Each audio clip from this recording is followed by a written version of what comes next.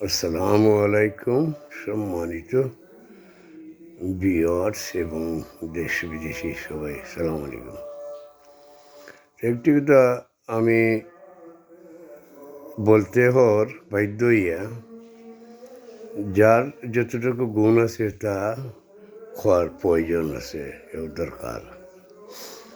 5ই আগস্টের পর থেকে আমরা যে মিথ্যা মামলা খাইছি, এই মিথ্যা মামলা খাইয়া আমরা তৃণমূলের অনেক নেতাকর্মী আজকে বাড়িঘর ছাড়া কষ্ট ভোগ করিতেছি।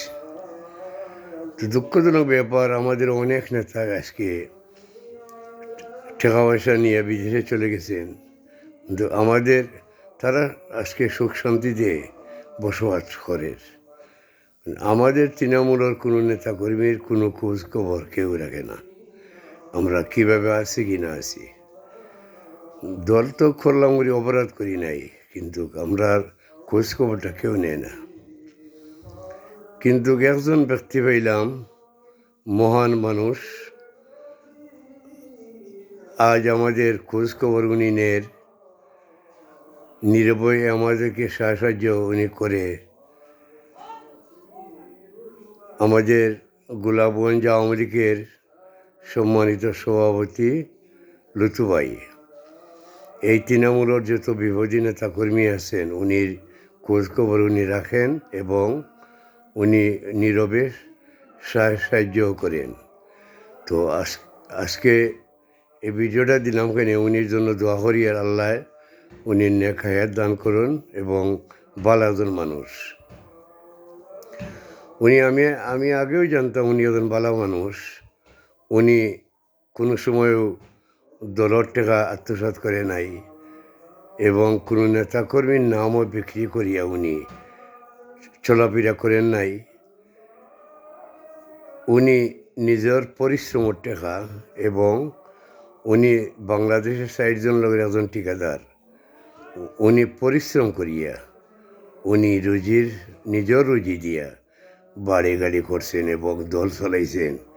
এখনও উনি নীরবে সাহায্য করা, উনি নিজের পার্সোনাল টাকা দিয়া। তো এই ধরনের ব্যক্তিরা আমরা চিনি না, কিন্তু আপনারা সবাই চিনেন। একজন ভালো মানুষ গোলাপগঞ্জে লুতু ভাই আছেন, আপনারা সবাই দোয়া করবেন উনির জন্য, আল্লাহ যেন ভালো রাখেন, সুস্থ রাখেন। আমরা দোয়া করি সবাই। আজ বিপদের সময় সাহায্য করা এবং সহযোগিতা করা, উনিও ভালো মানুষ।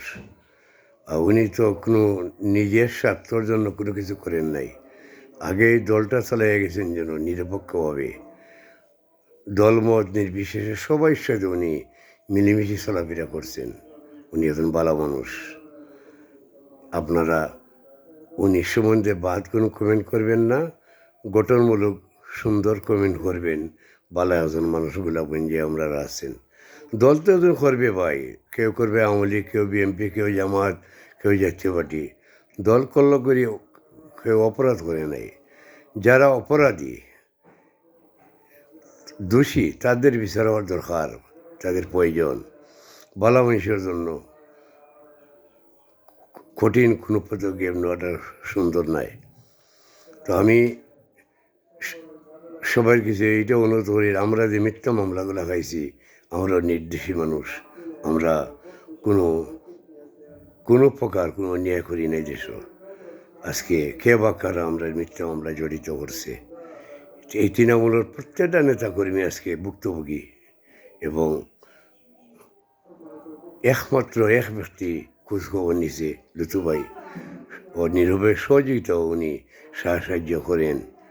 এইটাও উনি জন্য ধন্যবাদ দিয়ার, আল্লাহ যেন উনিকে ভালো রাখেন, সুস্থ রাখেন, দোয়া করি। আর আমরা যেন সবাই দোয়া করবেন, আমরা মিথ্যা মামলা থেকে আল্লাহ বাঁচিয়ে রাখতেন। তো ভালো থাকেন, সুস্থ থাকেন। আসসালামু আলাইকুম।